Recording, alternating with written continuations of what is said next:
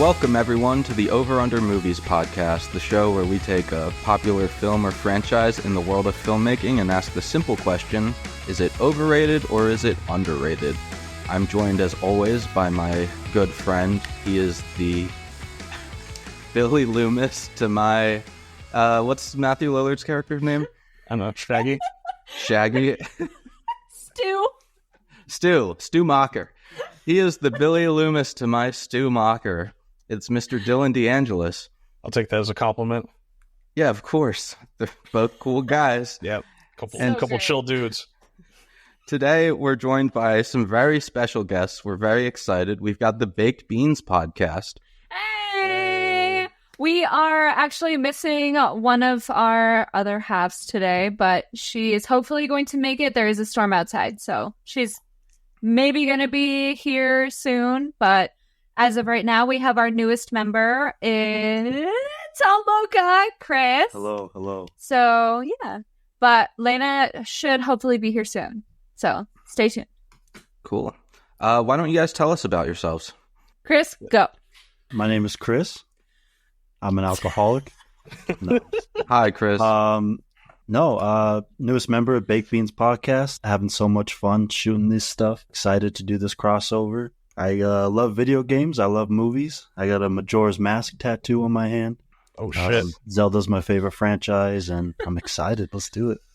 So, as one of the original creators of the Baked Beans podcast, basically what we're all about is just having fun, shooting the shit, and, we're just two girls. It's been about 8 years in the making that we've wanted to do this, and then, Lena, we brought on Chris because we just felt like he was a great addition to the channel, and we're really excited to keep going with everything that we're doing. But we love to play games and we love to be silly, so we're hoping to bring a little bit of silliness to the Over Under podcast. And we are grateful for that. So, like I alluded to in the intro, today we will be talking about Wes Craven's Scream. So, Chloe, you suggested doing this movie for this show. What made you decide on this one? This was one of the first horror movies that I didn't just fart. It was the chair, I swear. I'm wearing very tight leggings. That's fine. We'll cut it out. Editor's note. No, leave it in.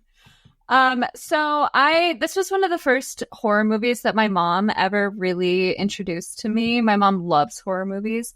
And, I'm not really a big, slasher film girly. I'm more of a paranormal film girly. But this was one that I was I think it made me frustrated more than anything else. I'm like, leave this girl alone. Or Sid. Yeah. Or Sid.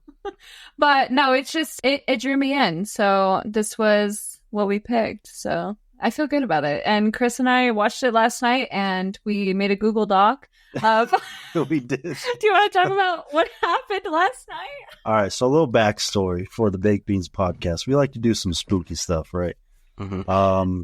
Kind of trying to be in tune with spirits, ghosts, whatever. If you're a believer, cool. If you're not, also cool. We did an episode, and ever since then, I've been having these crazy dreams, and I feel like I'm being watched all the time. And of course, during watching the scary movie, I'm like the corner of my eye, my closet door closed by itself. So, So when he told me this, we are as you guys, I'm sure, did last night or the day before, watched the movie again. So I've seen it plenty of times. It was my first time watching it last night. Yeah. Oh my God, you haven't seen it before? I have not. Wild. So I created a document and I was like, I want you to put your thoughts as you're watching the movie in the doc.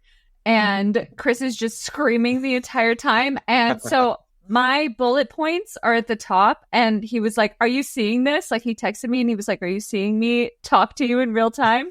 And I was like, no. And then I scrolled down and it's farther down in the document. And then eventually, I'm seeing it. And then eventually I scroll back up and it's like, Chloe, my closet door just opened. I'm so serious right now. And I was like, what? And then he didn't say anything else. And I was like, you can't just say that. And so you just not give any more context. I got ghost face. Well, I'm glad you're here today and nothing got you. Can't wait to reopen your trauma. Oh yeah, here we go. It would be really cool if they did open on their own, though. Imagine I just have Connor like crawl on the floor and like. We should have had Connor put on the killer We should have costumes. planned that. Damn. Shit. All right. Anyway, sorry, honey. Go ahead. Okay, it sounds like you guys had like a pretty scary experience watching this. So, Chris, it was your first time seeing it. Did you know like anything about the plot twists or anything like that? I did not. So I love, was it Matthew Lillard, right? Mm-hmm. Shaggy. Mm-hmm. I love him just in general as an actor. He's probably one of my favorite actors of all time. I didn't know he was in this movie. And then I watched it and I was like, okay, I'm enamored by his presence on the screen. I love this movie. This is the best movie of all time. But no, I didn't know about the little twist ending, whatever. I mean, taking notes in the Google Doc, I was like, hold on, something seems a little weird here. And we can bonus points give you some of those. We can read you some of the context at the end. But yeah, there was right. It was on the lines of like, seems a little obvious to be the killer. What's going on here? And then as the movie progressed, it's like, okay, this is a group effort or a more than one person sort of thing. Yeah. So you thought that right off the bat? I did, because first I thought it was Dewey. I'm gonna be completely honest. When did you feel like there were multiple killers though? Literally the second Billy Boy climbed through the door and then Dewey the window, and then Dewey was at the door like instantaneously. First of all, hold on. Let's give homage to the police department for showing up on the what is it? They had like a Google Doc where they called the yeah, she typed it into the computer. Yeah. I don't know what that was. Okay, interesting. I thought there was foul play from the beginning, like at that point. Hot take. Yeah, smart. You're a perceptive guy. That's funny. Have you not seen the first Scary Movie then? Because the first Scary Movie is like basically just a ripoff of the first Scream movie. Oh, see, I didn't even put those two together. I mean, the endings of the films are very, very similar to each other. Interesting. Okay. So you have seen Scary Movie? Yeah, like the whole thing's a send up to the first Scream. That's okay. It's terrible, but yeah, it's giving college boy like humor, and it wasn't something to write home to about. No. Yeah, funny enough, the original screenplay for Scream was called Scary Movie. It was the name of the film was eventually changed to Scream. And Jason, so we did an episode on the 1960s, right? Halloween 65 is that when it came out? I don't know. We'll check that. So Halloween kind of invented, like unintentionally, the slasher genre of films. And then Scream in 1996 comes along and it kind of like reinvents the genre, because like you guys are talking about like, oh, who's the killer? Like, is it this guy? Is it this guy? The whole like whodunit aspect of a slasher film is not really something that was ever done before. You know, the big three were always Mike Myers, Freddy Krueger, Jason Voorhees. These were like iconic slashers that you went into the movie knowing that those were the people that were killing everybody. So adding in this like mystery element is something that is like specifically unique to these like 90s slasher movies. And Jason, we've watched like a couple of other ones that kind of came out of Scream. Was it Disturbing Behavior and Urban Legend were two that we've watched recently. I know you're a big Urban Legend fan. But those are also films where it's like there's weird like serial killer stuff happening, but it's also like a mystery. I Know What You Did Last Summer is probably like the biggest like spin-off like type whodunit slasher that came out of this. And I think because of that like strategy by Wes Craven to do it that way, it really helped this like franchise take off a lot when you compare it to the other slasher franchises. I mean, we talked about this on our Halloween podcast, but like basically all these slasher franchises, they have like one good movie and then all the sequels are awful. And the Scream franchise has had a pretty good track record so far of like sustaining itself. Like the second movie is pretty good, the third movie is not good, and then the fourth movie and like the recent ones have been fairly good. And obviously that's like subjective, but they've been like critically, they've been critically successful in the box office. I mean, the box office, this is like one of the like greatest successes that we've ever done, at least that we've done on this podcast. It was a $15 million budget. It made like $170 million at the box office. 173. Yeah, just tons of money, like based on its budget. And I did my research. Yeah, they started writing the screenplay for the second movie when the first one was still in theaters. That's when like they knew immediately like we're gonna franchise the shit out of this. And it just like it made the Ghostface killer like iconic overnight. I mean, like people like mine and Jason's age, like people, you know, who were like kids in the 90s, everybody wore the ghost face mask as their Halloween costume at some point in their childhood. It was just a thing. Yes, super easy Halloween costume to put together. You just need the ghost face and a black robe.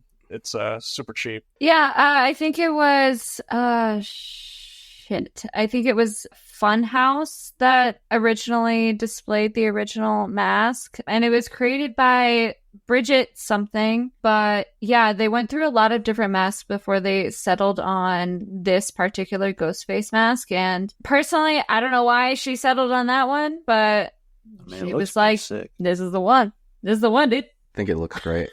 I saw a tweet last week, actually, that asked whether this ghost face mask is a send-up to that famous painting called The Scream.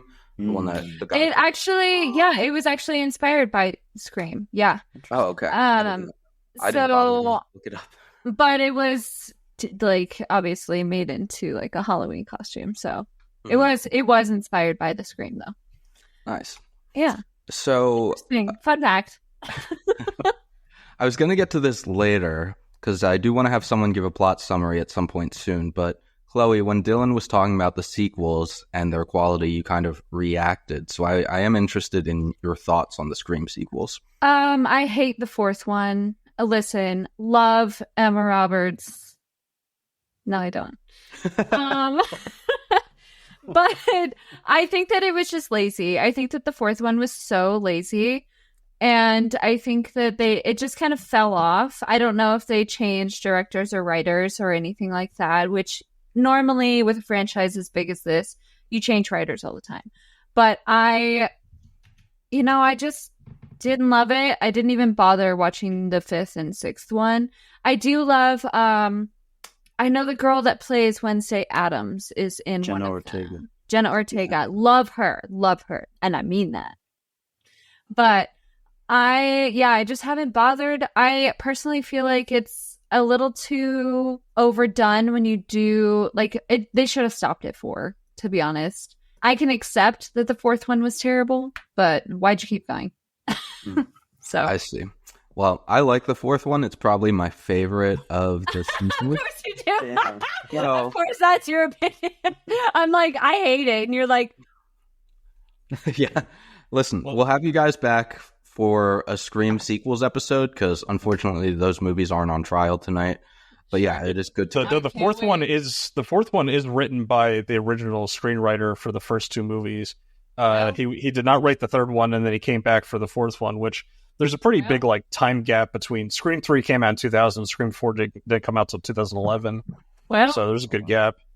But I mean, if you're saying like, oh, why do they keep making more of these movies? I mean, this is just Hollywood, right? If these films are making money, they're going to keep making them. They're going to make them forever, whether they're good or not, as long as they keep making money. I mean, they're about to reboot Halloween for like the 4th time. Oh, God, don't even get me started. I know that's not what we're here for, but Jesus. God. I do need someone to give me a rundown of the plot. So, Dylan, what's the plot of this movie? The plot of the movie is that there is a serial killer that is constantly stalking this woman played by Neve Campbell. What's her name? Sydney Prescott. She is traumatized from her mom being killed a year ago. And the beginning of this film has a now iconic opening sequence with Drew Barrymore, who was like marketed as like the star of this film to an extent. Drew Barrymore was like a big star at the time. Neve Campbell was not a big star at the time. Spoilers, this huge like twist where Drew Barrymore is killed in the opening sequence of the film. She goes to the same high school as Neve Campbell and Matthew Lillard, Rose McGowan, all these other people. And they're basically just trying to figure out like, who is this killer? Who's this person that's going around killing all these high schoolers? And then you have like a whole like cast of 90s people that pop up in this movie. You have David Arquette, who plays a local like sheriff's deputy. You have Courtney Cox, who plays this like bitch news reporter that is like constantly. Hello. Yeah, she is. She's always up their asses. But I just wanted to make you upset. She does not have her iconic bangs that she has in the third movie. Oh. Haircuts in like the history of cinema. Yeah. And then basically the movie tries to paint it as it's her boyfriend is the killer, and that's supposed to be like the fake out. And then it kind of, spoilers, it comes back around that the boyfriend was the killer the whole time, However, he has an accomplice, and so there's two Ghostface killers. And it's good. And the whole movie is a meta-commentary on slasher films. It is a slasher movie that is aware of the tropes of other slasher movies, to the point where Jamie Kennedy's character is just chilling on his couch, literally watching the original Halloween and yelling at Jamie Lee Curtis on screen while he is about to get murdered by Ghostface, who is approaching him from behind. It's great. It's great setup for a movie, and it's spawned an entire franchise right around this concept. It's really, really well done, really well executed. Wes Craven, they had to convince him to do this movie. He turned them down several times. Wes Craven obviously had already done Nightmare on Elm Street, so he had his own slasher franchise already, and they had to convince him to come on board for this one. And it's a good thing he did, because he did a great job with it. Yeah, I think the turning point for him was when he found out that Drew Barrymore had signed on and that she was willing to be killed off in the first 10 minutes. And not even 10 minutes. I'm pretty sure it was only 5. She was killed off so quickly. And the fact that her acting was so good, I'm just going to give her obviously she does not need any more praise. She's Drew Barrymore, but she's only 21 in this movie. She's only 21, and that's how good her acting was. That's crazy. And yeah, she just did a fantastic job. And I trust me when I say do my research. I did my research. She did a fantastic job.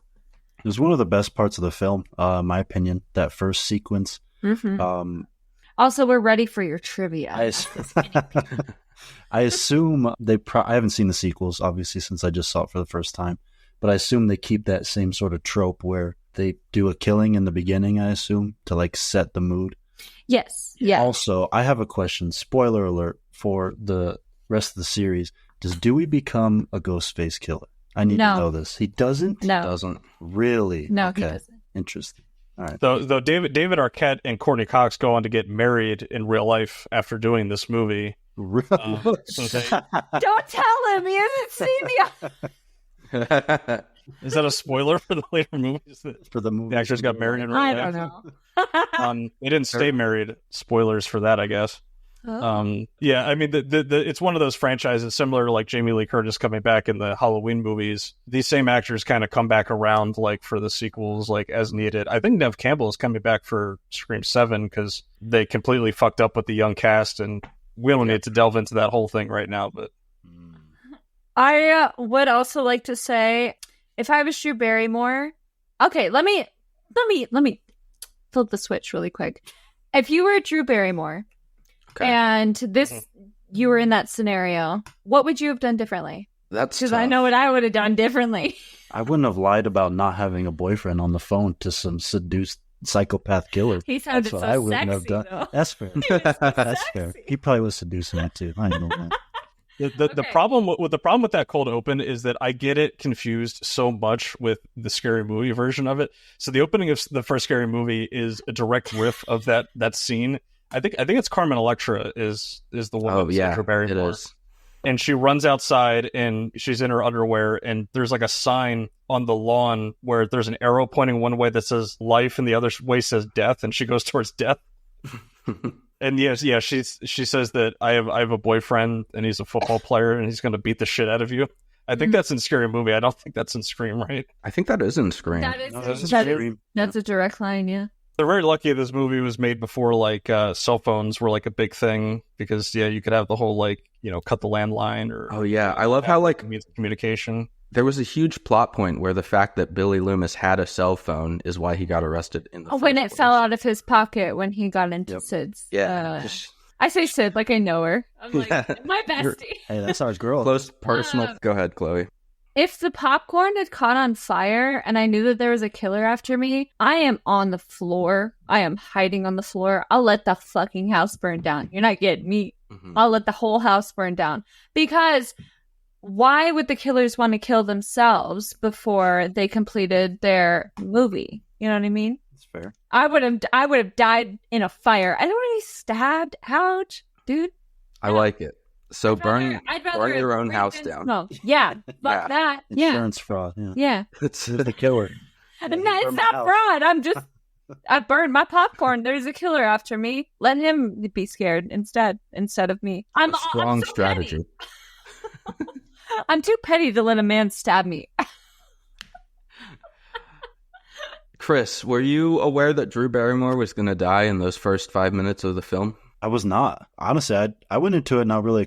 I figured it was a. Chloe had told me it was like a slasher film before, so I was kind of aware there was going to be some. I was expecting a little more gore, to be honest. Well, it was for pretty, what the movie. It was pretty gory. Her ultimate death when they like hang her That's from fair. the tree by her. She definitely had the like. I forgot about that. Yeah, You're so right. Big ouchie. I'll say. But no, I definitely wasn't expecting her to die then. I was expecting her to be the main point of the movie. Oh, interesting. That's cool. You thought she was going to be the main character. I did, yeah. I can Yes. see that. You got to experience like the fake out that the people who like went to see this movie in theaters expected. That's because a lot of the twists and turns of this movie, it's kind of like Star Wars. Like, not a lot of people like into adulthood gets to like not know those spoilers, having not seen the movie. So yeah, you kind of lucked out there. yeah, that's So cool. fun. We'll watch the second one. Now, Chris, how about like? So I assume you didn't know how meta this movie was going to be, and how they would constantly be referencing other horror movies as like a way for them, as like a survival guide for themselves. Did you enjoy that, seeing them talk about other movies in order to kind of progress the plot? I did. I noticed it. What was his name? Billy. He was talking like a movie script, basically. From the beginning, it seemed like, where he compared her to, was it like The Exorcist or something like that? First of all, wild statement from Billy Boy. Why are you coming in comparing your girl to The Exorcist?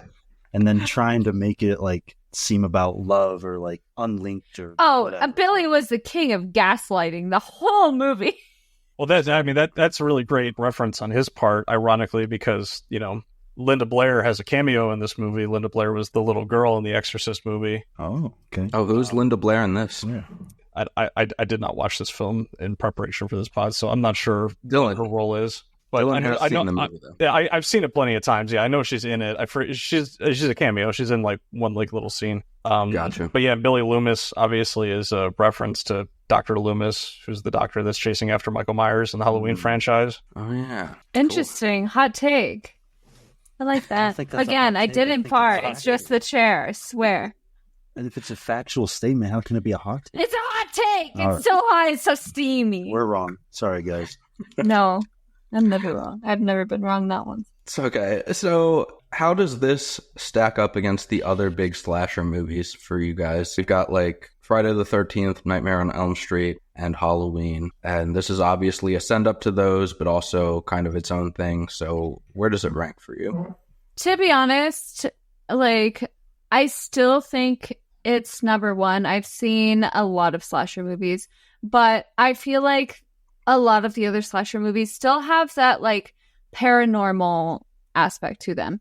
But this one, it's like, it's all connected. It's all like, it's just messing with your mind the entire time. You're really trying to figure out who it is, which is not to say that you're not doing that with the other ones, but it's so sometimes obvious and sometimes so not obvious. So I don't know. It gives me like, it's so weird to say this, but it gives me a little bit of comfort in knowing that I'm going to know who it is at the end, and I know the main character is going to survive, and I love that. I love that. It's like a guarantee. Go Sydney Prescott. And also, I hope she's got a really great therapist. Sydney, she stood up to old boy at the beginning. She did the most. You haven't even seen the other one. She did the She went most. crazy. I don't know. There's just something comforting about like a really strong woman just being like, Yeah. fuck you. Yeah, I'm gonna well, survive I mean, no yeah, matter what. the idea of the final girl, I mean, that goes all the way back to Jamie Lee Curtis in the original Halloween Yes. film.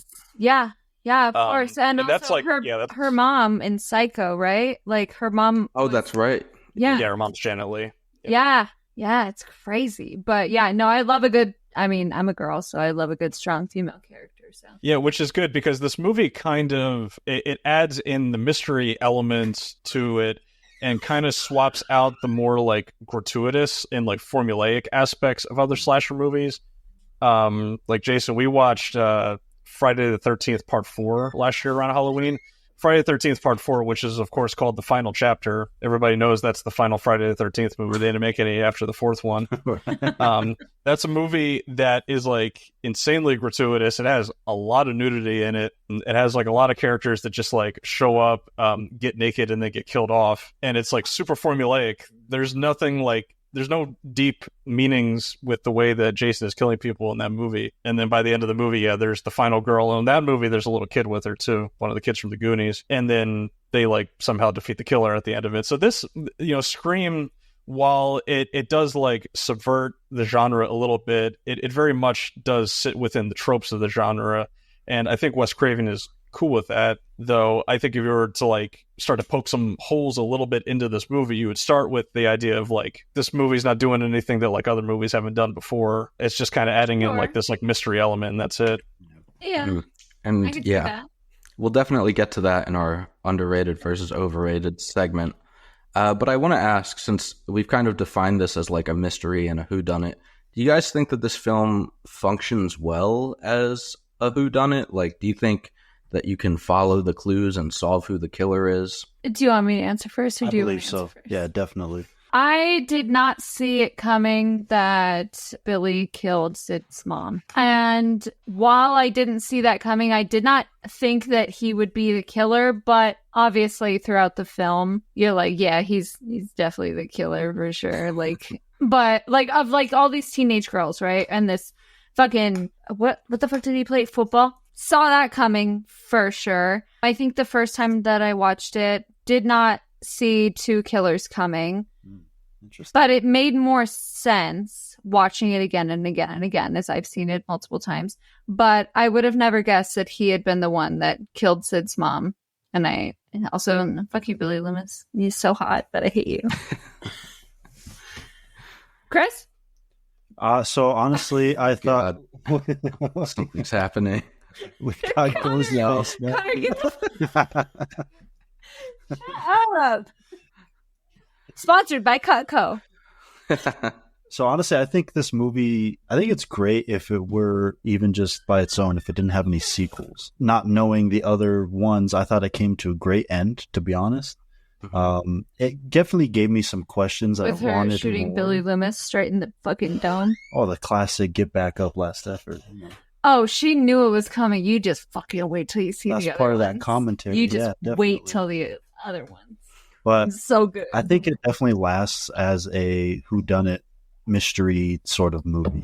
100%. Also, I did not see that little twist about killing the mom either. Yeah. I don't. You knew right off the bat, though. You were like, Well, it's definitely the boyfriend. And I I was like, recall- what?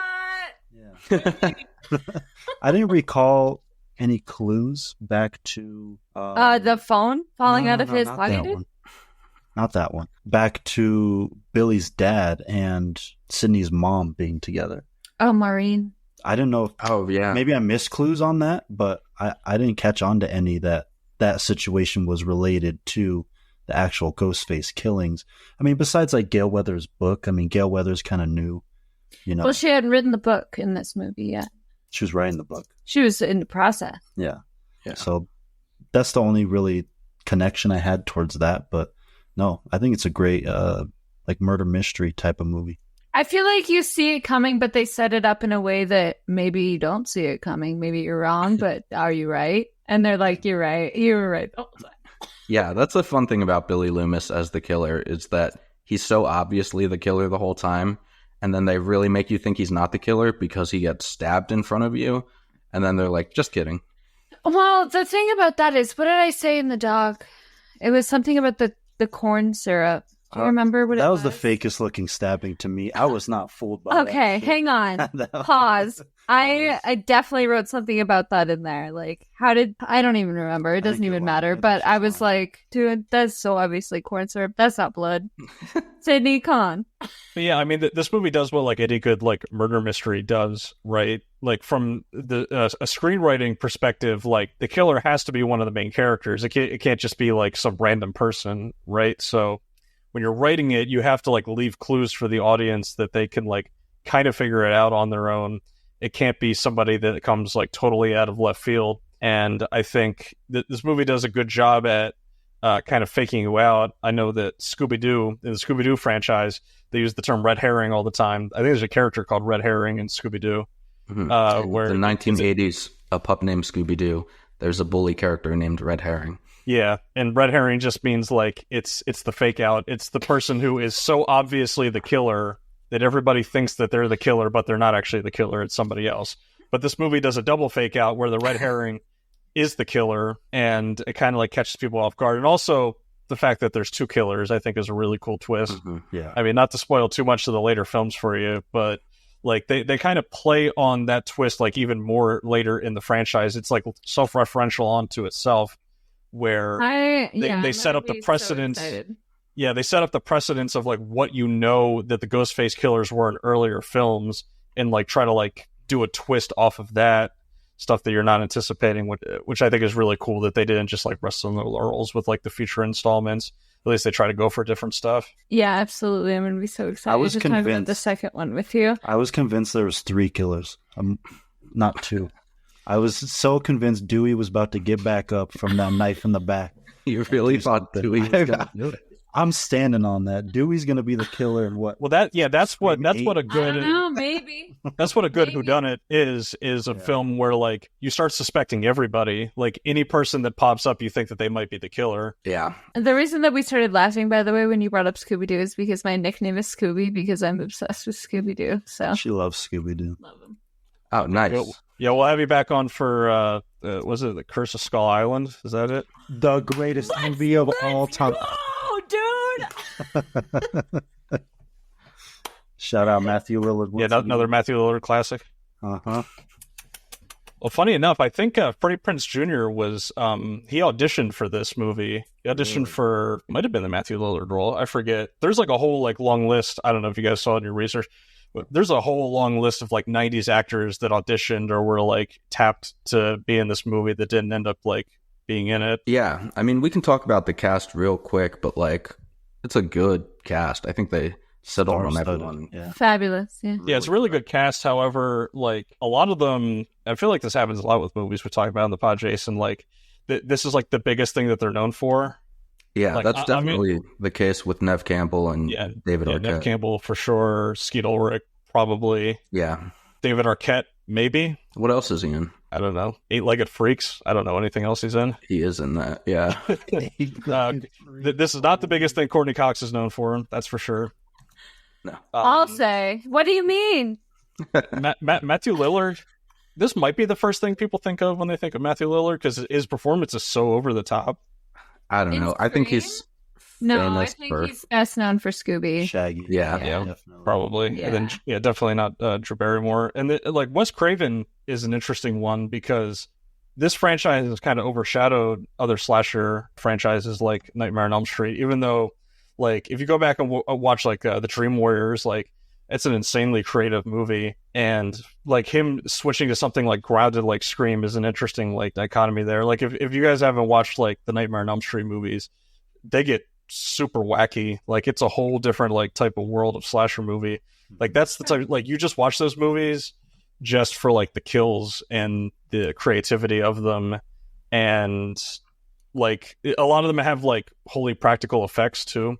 Like in the first movie, there's like this like iconic bathtub sequence where he's got his glove and his claws coming out of the bathtub, like between the woman's legs when she's taking a bath. And like the whole setup of that is incredible because it's not CGI. They have a bathtub that's like up on a platform, and there's like an actual guy sticking his arm up through the bottom of the tub, but they're shooting it in a way that it looks like it's like in a bathroom set. It's great. Spooky. Yeah, it's pretty cool. And Wes Craven, through the Nightmare on Elm Street franchise, was able to dabble in his meta commentary on horror 2 years before the first Scream came out. So 2 years before Scream, he directed a movie called Wes Craven's New Nightmare, which was a movie about Freddy Krueger coming to life out of the Nightmare on Elm Street films and killing the cast and crew of the Nightmare on Elm Street films. So he had been wanting to do this like meta version of horror for a long time before he actually got to do Scream. Can we pause this really quick? Yes. Special guest. I think Lena is here. Cool. Yeah, we can keep talking about Scooby. What's your favorite of the direct-to-DVD movies? Oh God, probably Skull Island. Skull Island's. Yeah, it's it's so good. Do you mean Zombie Island? No, isn't it called Skull Island? Is it the It's one not with the Zombie zombies? Island. No, the This is zombie the one one with was the the one with zombies. the cats. Yeah. Zombie was the one with the cats. Yeah. Pretty sure it's called Skull Island. Somebody Google it. Google it. What's the movie where it's like a With Scrappy Doo? it's Yeah, like a with music Scrappy-Doo it's like a being a music fucking festival in the desert. That's Skull Island. Yeah. I think that's just called Scooby-Doo. It is just called Scooby Doo. You're so right. What the hell? No, Yeah. They're at Skull Island. That's just the name of the place. no, that's not the truth. It's not the truth. This is like Shut up. Once it's like again, Mandela effects for Scooby Doo movies. Okay, but we all said it, didn't we? Okay, Right, so I'm not right. Berenstein Bears. No, but you're right. That movie is awesome.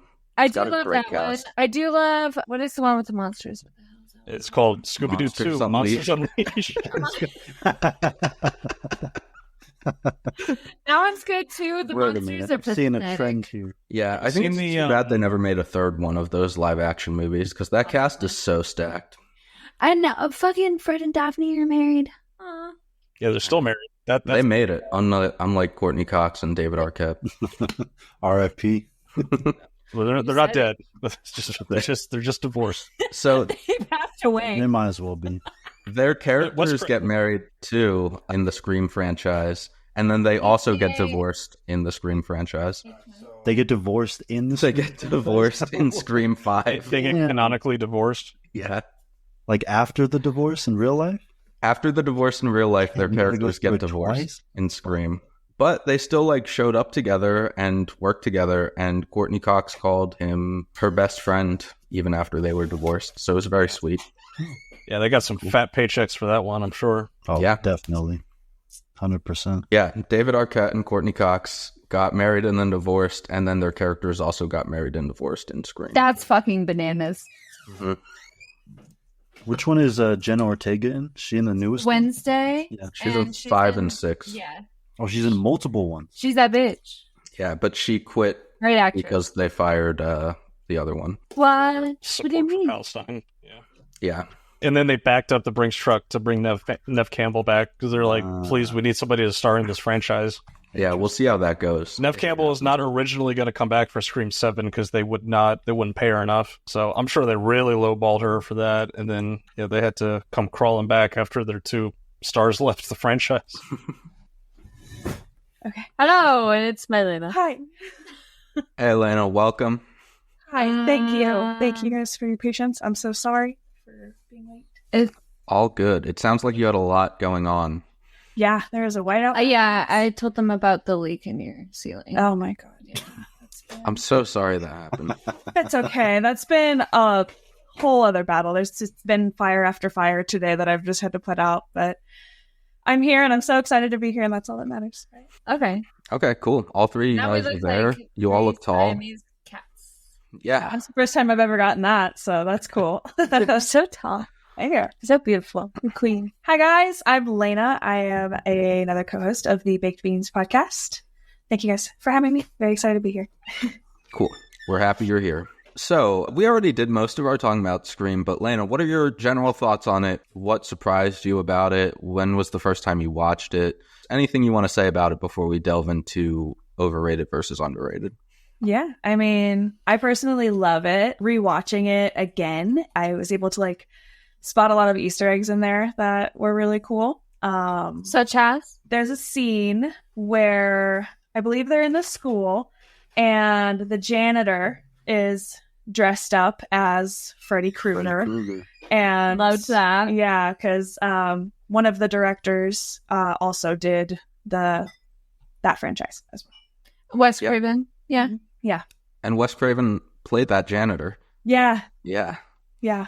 And then they referenced a movie director in there, Mhm. and it was a mixture of both of the directors' names. Yeah, they said, what is this? A Wes Carpenter movie? Yes. Oh God, I loved that. I forgot to put that down in the doc, but I watched that and I was like, oh, I never even thought of that. Right. Yeah, me neither. I watched it today for this podcast, and I was like, oh, I get that joke more now. Right? Yeah. Cool. Jason, I had a question for you. Since now we have everybody here, right? Mm-hmm. So at the end of this movie, the characters Billy and Stu, in order to try to fake out whoever discovers this murder scene, they have to stab each other to make it look realistic that they were like victims of this crime. And so I'll ask me and you, and I'll also ask the Baked Beans girls, would you be able to stab your friend with a knife in order to fake the murders? You mean would I be able to stab you? Yeah, would you be able to stab me if we needed to do it? Okay, so first of all, I don't see us ever getting into a scenario where we would need to flame. It's not important. Someone. No, I know. Not best friends. I know. Look, I think. All right. Here's something about you and I is that we both talk about working out a lot because we've both put on a little bit of weight over the last few years. That's so I think because we talk about that so much, we know where each other's body fat is, and we would know where to aim when stabbing. Stab right in the love handles. Yeah. So I think I would be able to get you, like, you know what? Honestly, it might be like free liposuction for you if I had to stab. Wow. Big slice. That's the kind of friend I am. Miss the vital organs is very important. It's a very important part of this exercise. Yeah. What about? Can you stab me? Oh yeah. I'd probably do the Billy Loomis thing where he's just like keeps stabbing Over. Where I die, where I Like, say yo, I'm bro. getting woozy. Yo, You bro. would kill Jason? But Billy was definitely trying to kill him there, right? That was the whole. Yeah. Oh, yeah. Oh yeah. I don't know. You guys are in the same house, so I'm closer to the knives right now. go get one too. It's fine. On yourself. I'll be all right. I'm a lot bigger than him. He's the same. Would you be able to like stab me? I don't know. I feel like we would either laugh too hard to stab each other. That would Like a be really that long would be time. 100%. I feel like I would have to like. You would take like 5 years to stab somebody. Let's be honest. Dude, here. she would. Yeah. Let's She would. She'd be like, I don't know where to stab. I don't want to kill you. hold on. I need a smoky first. Yeah. I think that I would have to stab myself and then I would chicken out. So Yes, I guess spoilers for later in the Scream franchise. Don't spoil it. Don't spoil it for them. Would you Don't prefer spoil to it for stab them. yourself? Spoil it. Don't spoil it. Don't I spoil forgot it. that happens. We'll stop spoiling Scream. You guys are gonna have to watch another one because we're coming back. 90s. The Baked Oh, yeah. Beans podcast is coming back. You guys have to watch the rest of them. Chloe hates the fourth one, and that's my favorite of the sequels. So Hate it. now I want to talk about it. Hated, but you know what? I'm gonna say this: encrypted. Nobody else listen. Pretend like you can't hear a thing. I would stab myself the exact same way that she does in the shoulder. I would That's right. probably do that. Yeah. I mean, it's definitely a spot. No major organs in your shoulder. That's for sure. No, but isn't that obvious though? Okay, give us some trivia. Oh, okay. Well, I only wrote trivia for tomorrow when we're on your podcast, but I have the Wikipedia page up for Scream. So let's see. Guarantee you I got it. What disgraced movie producer produced this movie? You got I Put can't that cheat. away. Put that away. I don't know, Chris. I'll give you a hint. He's disgraced. He got Me Too'd. He was like Oh my God, Epstein. Yeah. Oh, no, it's Harvey Weinstein. Epstein. That's fine. All right, you just got everybody canceled. Congratulations. Yes. All right, we're gonna cut something. We're gonna cut something out of that in the edit. But that's 1 point for Chris. No cylinder. So this movie was inspired by real life murders. Can you tell me the name of the serial killer that this is inspired by? That's a good one. That's a good one. Yeah, I don't know. I wouldn't have known Wait. either. Jeffrey Dahmer. No, honey, no. I just had to throw a name out. That was basically I a don't blank have it. flash shot. I apologize. Shooting blanks. It's the Gainesville Ripper. Oh, well. Interesting. Yeah, Terrible. I don't really know who that is either. Can you name all of the rules to survive a horror Yes, movie? yes, I can. Yes, I can. Yes, I can. Yes, I can. Yes, I can. Yes, I can. Rule number fucking one. number one. Yes, rule number 1. No fucking. Don't fuck. Rule number 2. No drinking or drugs. Rule number 3. Don't say you'll be right back. Damn. Yeah, that's it, right? I know Wow. it's it. We don't even need Pretty easy rules to follow, right? Sure. Yeah, you guys are doing good. That's 1 point for Chris, 1 point for Chloe. Let's see. Lena, the next question's for you, honey. Dang it. So Rose McGowan is in this movie, and then she went on to be in a television show for a while. Yeah, you got it. Suck it. Good job. Show. I like that show a lot too. Good job. Good one. Thank you. You said it and I got it. I'm so excited. I didn't even finish the question, and you got it. It so doesn't matter. Good job. Bonus points. Yeah, that's bonus. right there.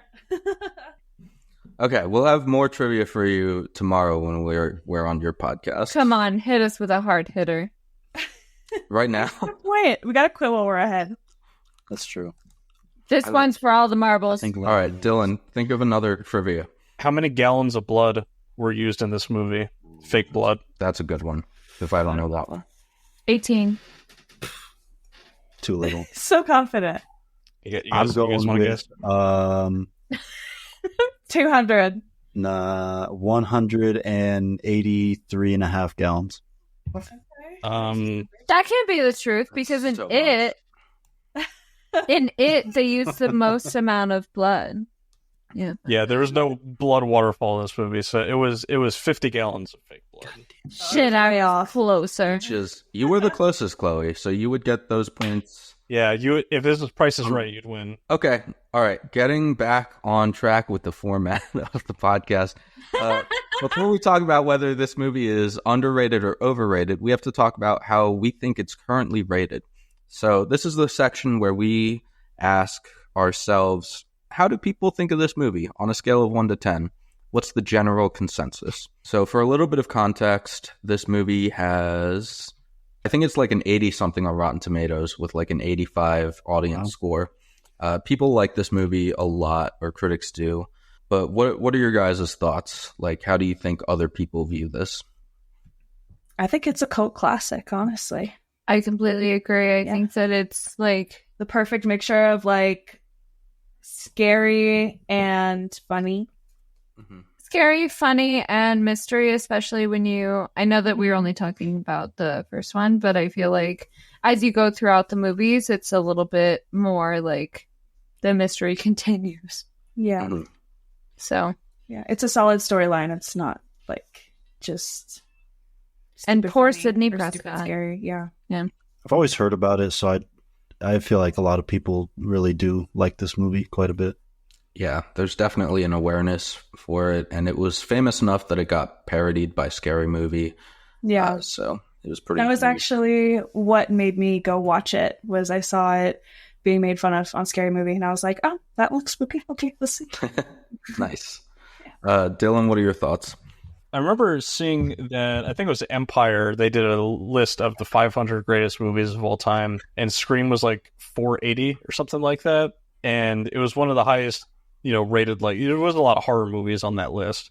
I would say that Scream is like, what, top 15 horror movie of all time, at least?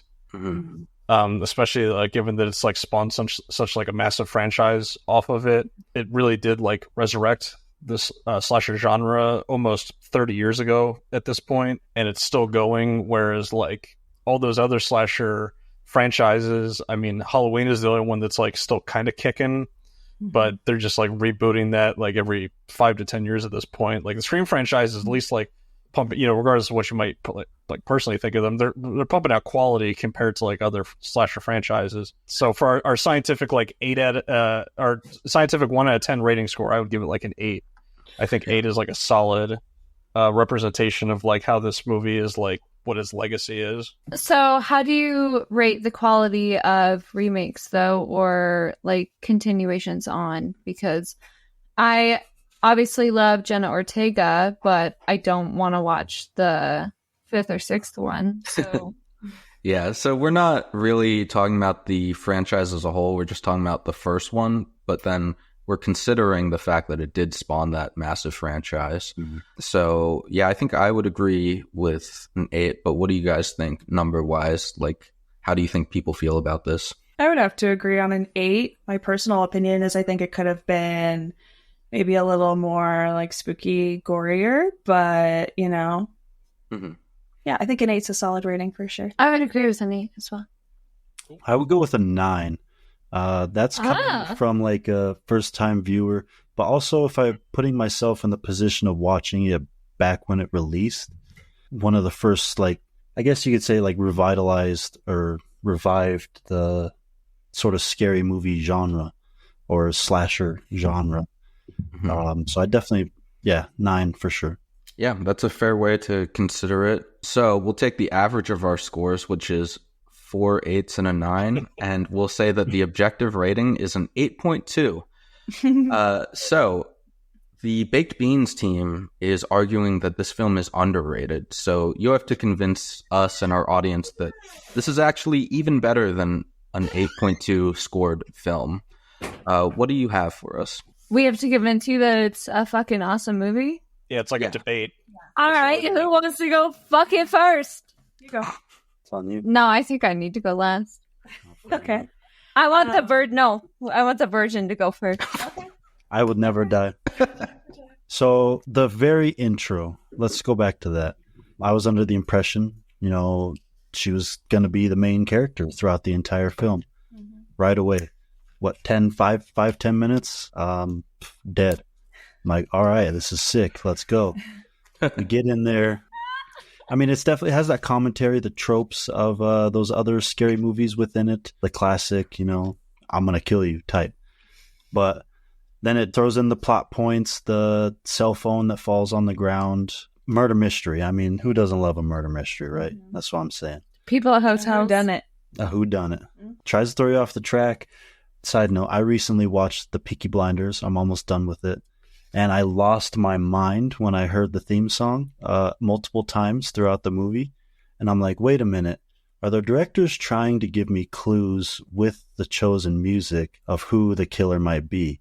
Because of the red right hand, the blood, all that. So I spent the rest of the movie paying attention to knife positions and hands, trying to see, is one ghost face, if there's multiple ghost faces, is one right-handed, is one left-handed? It really engaged me as a viewer.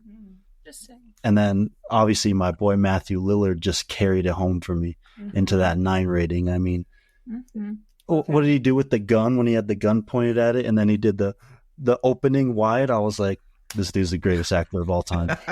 And he's dying. You just hit me in the head with the phone, Billy. Oh my God, when he was like, oh God, what did he say? I wrote it down. I think you stabbed me too much, man. I think I'm dying here, man. Yeah, that's my boy. That's what honestly pushes it over for me. That's my opinion.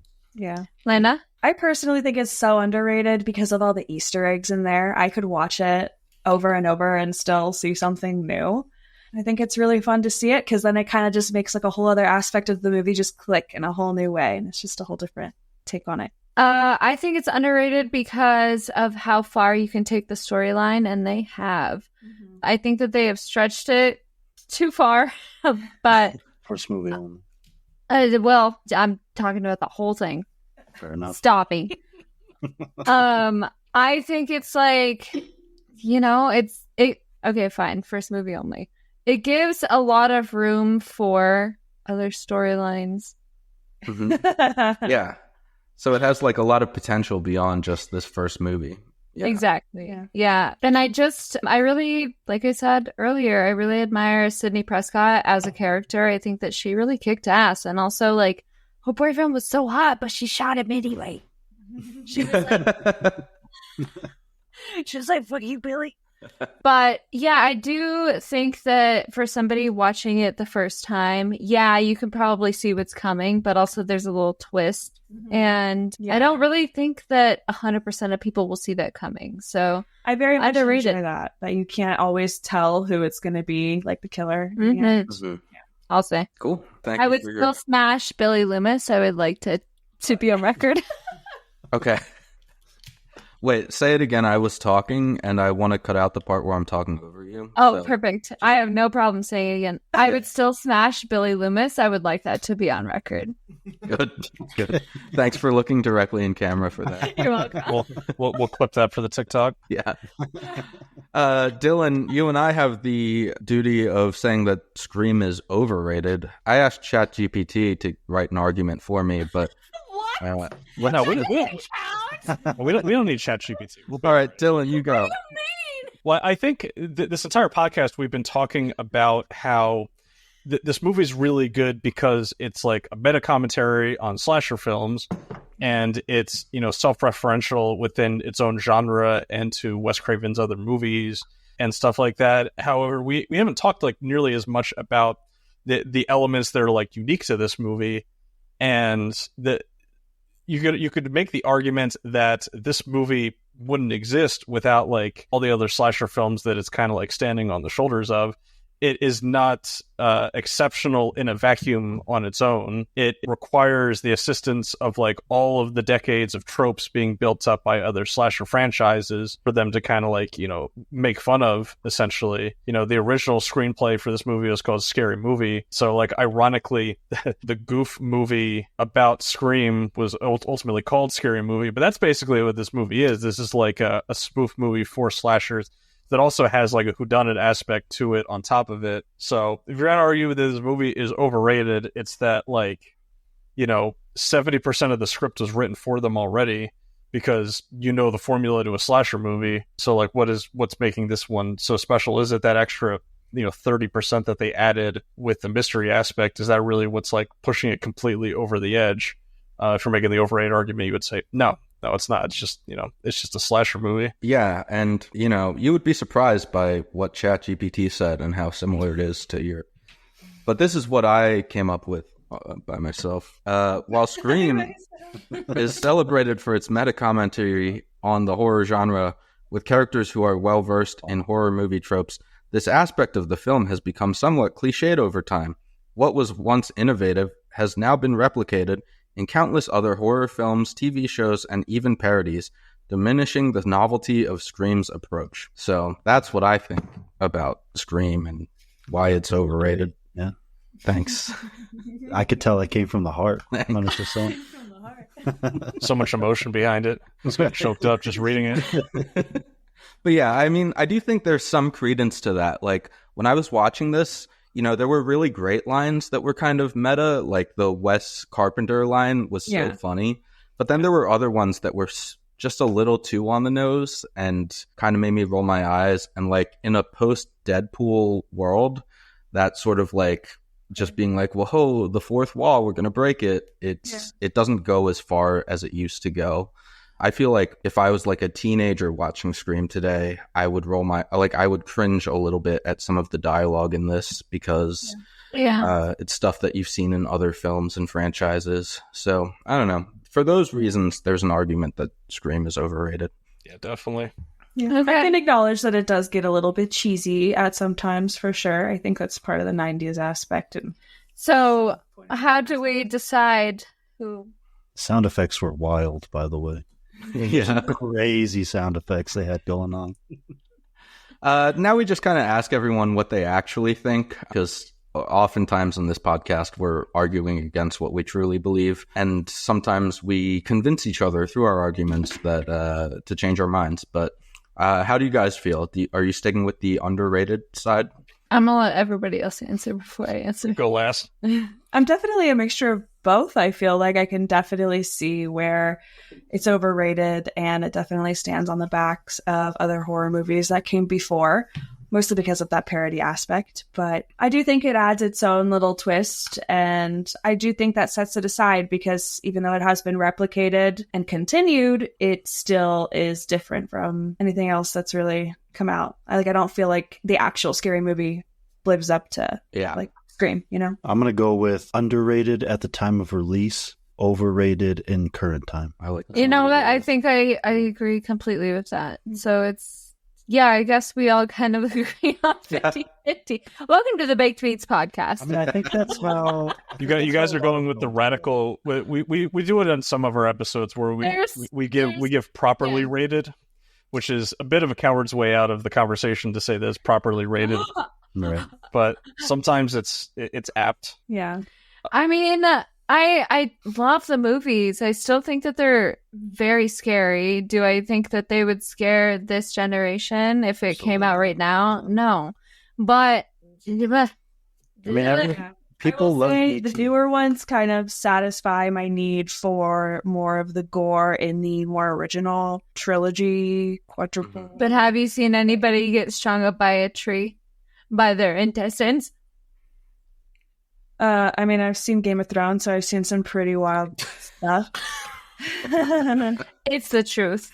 You know, I feel like that kind of stuff also. It's the truth. Poor Ned Stark. It's kind of gory, but it could be a little more. Yeah, fair. Dylan, what do you think?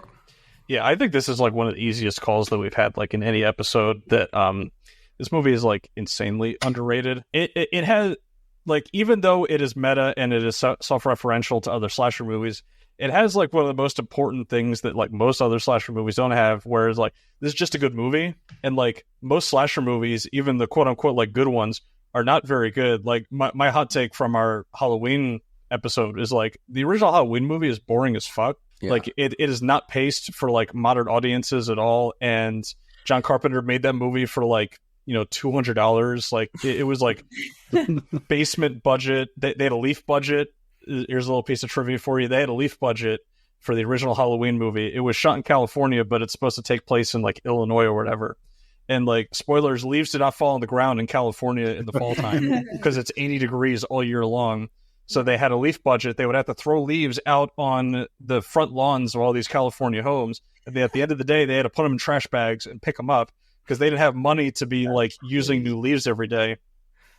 Imagine having to pick up every single leaf at the end of the day. Exactly. That was somebody's job. It was probably John Carpenter's job. He did a lot of stuff on that one. But that's like the types of movies that like Scream is put in the same regard as. And like, even like you think of like the best Friday the 13th movie or the best Halloween movie or the best like Nightmare on Elm Street movie or the best, you know, Texas Chainsaw Massacre or the Chucky films. Like, these are not films that are thought of as like high cinematic quality.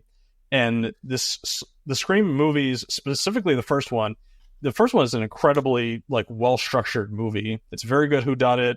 It's got great gore effects. It's got great characters, really like over-the-top like performances that are like perfect for the 90s. I think it's got a good amount of comedy. It's got like that perfect element of it's a movie that your parents don't want you to watch, which is like what makes a great like slasher horror movie, is that it's got elements to it that like parents don't want their young children watching. And is like somebody who like, I was a kid when this movie came out, it like really hits home for me in that regard. So yeah, it's super underrated. And the fact that it was able to spawn a franchise that is still going to this day cannot be like overstated enough, given that like just horror movies in general have a difficult time like, you know, holding their footing. Most horror movie franchises, they tend to be like one deep or two deep, and then like they're stuck making like sequels and spin-offs that like barely make their budget back. I don't know. What do you think, Jason? I agree kind of with the general consensus, but I think this is an underrated film. I do think it would actually hold up. Yeah, you guys win. But yeah, I think that there's such a good mix between genuine horror and scariness and then camp. It's a blend that I think a lot of other directors have tried to replicate and have been unable to do, that it just makes it a wholly unique viewing experience. And then I also think there's a lot of people who haven't seen Scream because they think it's going to be a really like generic slasher film. But if they watched it, they would see that it's like really funny. It's got a lot of like insight to offer about the horror franchise or the horror genre. And yeah, I just think it's really good, and that more people, like, I think it has cinematic value above just being like a prototypical slasher movie. So I think it's underrated. I think this was a complete missed opportunity for the Baked Meats podcast to all show up here in freaking Scream masks. Okay. You guys have ghost face masks? I wish. Connor? Do we? Connor? I would have bought one. Producer said no. Let's all get some for tomorrow when we're on your podcast, and let's not explain it. Let's not explain anything. Okay, wait, come here. You have a hair on your eyelash. I've been looking at the entire time. Okay. Yeah, Dylan, come here. You have... I don't have hair anywhere, man. Look at my you guys said it at the same time that it's giving very me and Mylena. Yeah, it's like we're friends. We've been doing podcasts together for a little bit. Best friends for a little bit. And also Chris. Newest addition to the Big Beans podcast. Congrats. Jason, I would totally not stab you in one of your vital organs, just to make that clear. Thanks. Good to know. I will let you. We just get tattooed X's on where we can... Yeah. Oh my God, that's cool. Yo. Let's do it. That's crazy. The ginger ale? Yeah. Nice. It's not ginger ale. Okay, I think talking about where we're going to stab each other is a good place to end this podcast. So, Baked Beans Gang, where can people find you? YouTube. Lena, I think you need to... YouTube.com. YouTube.com/baked beans podcast. Baked Beans podcast. I think select episodes are on Apple Podcasts. It's not far. Hang on. Go to youtube.com and look up Baked Beans Podcast. We're the ones with the big chunky letters and the two girls. Now we have a man. So look at that. Love you. Good. Thank you. Dylan, where can people find us? You can find us on youtube.com. Just youtube.com. We're on the homepage 24/7. If only. But yeah, we post episodes every Monday on YouTube and Spotify, Apple Podcasts, wherever you get your pods. You can also watch our episodes 24 hours early by subscribing to our Patreon page. So definitely check that out. And then we also have short form content that we post out on our YouTube Shorts and our TikTok. We've been trying to get on that more frequently as of late. But yeah, that's it. Subscribe, 5 stars, all that good stuff. I think that's going to wrap up the podcast. Find us in all the places we just said. Thank you guys for watching. Let us know in the comments whether you think we're right or wrong about the Scream franchise or the Scream movie. And thank you. We'll see you at the movies. Bye-bye. See you, everybody. Bye. Bye. Cool. Are you out? Bye.